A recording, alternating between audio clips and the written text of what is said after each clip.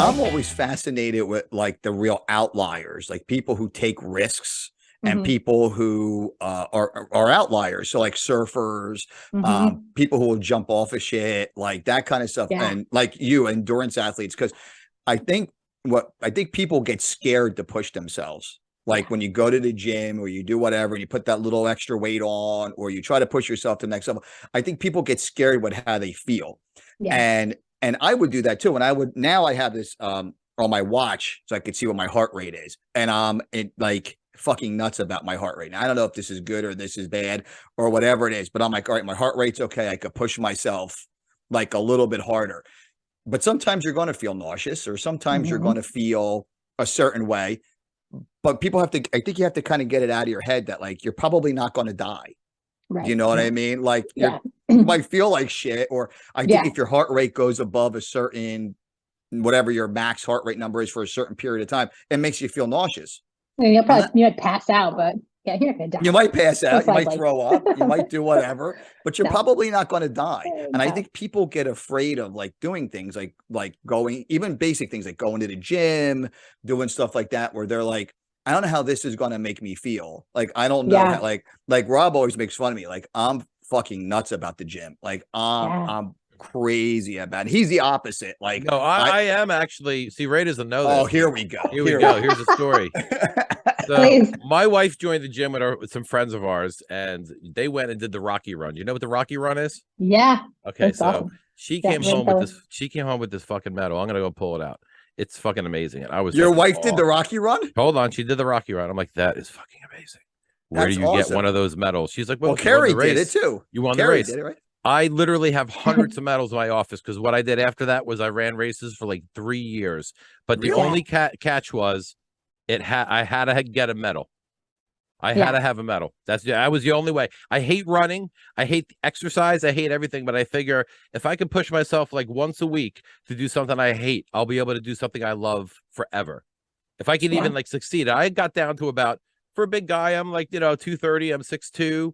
I was able to do 5K in about 25 minutes. I think that's pretty good. That's awesome. No, That's that's a really great good. That pace. was like the best time I ever had. I ran a charity for in Baltimore. So the Baltimore Ravens have a charity, and I think I came in like third place. That was like the best I ever did. But I hate it. I hated every second of it. I would love to know from you, like, what does your brain do when you're running that long? Because I know I'm Yeah. That's having a a great zillion thoughts question. back and forth about how much I hate running. So what do you do while you're thinking, like when you're doing these endurance sports that are like, I couldn't even imagine. I'll be exhausted just trying to think of what my brain's going to think about. That's actually it's a great question. You kind of go through a lot of ups and downs while you're running long distances. I mean, when I did my 100 miler, actually, you know what? Surprisingly, you don't really think about anything. There are points where you're like, this sucks. And you start to question your sanity and question why you're doing this. And then, you kind of go through peaks and valleys, then you're like, oh my God, this is great. You're on top of the world. There's a beautiful view, or you're seeing nature or animals or whatever, or you meet someone cool next to you and they have a cool story. And then you go through shit again. So it's kind of like coming out on the other side.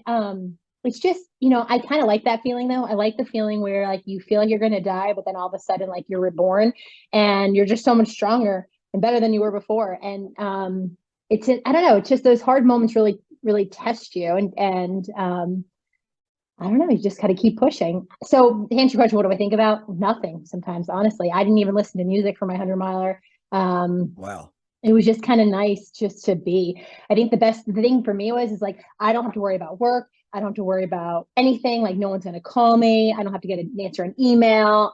It's very freeing and very liberating, I guess, in a sense. So I try to really be present in the moment and not worry about what else is going on or what I'm going to be doing after, and really just like, this is what I'm doing. I'm here and I'm going to try to appreciate for all it is. Oh, let's see the Rocky medal. Where is it? All right, hold on.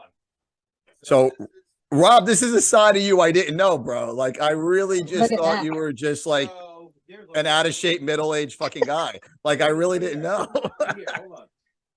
I Well, love now it. I'm impressed. Now I'm really impressed. This is the one that started it all. All right, here we go. All right, this is the Let's Rocky see Run. it. So you Love get it. this big ass Rocky Run medal. Yep. Keri, you have the same one, right? Didn't I see you do the Rocky Run or no? I haven't done the Rocky Run. I've done the Philadelphia Marathon, and like Oh, there you the go. big thing is anytime you go down there, you want to go over by the steps, and you got to get Yep. the Yeah. Yeah. and listen. But Yeah, so the that's Rocky incredible. Run starts like right in front of the museum. You run down Mhm. around the loop, you run all Yeah. the way down, all the way down the river, and you end up right on the steps. Yes. That's where the finish How many line is. miles is it, Rob? Is it what is it? 5K? 3.2. That's what a 5K 5K? is. 3.2 miles. So Thank you. it sucks. It's incredible. So Yeah, that's but it's awesome, man. I'm telling you, I'm Can shocked. I'm really shocked.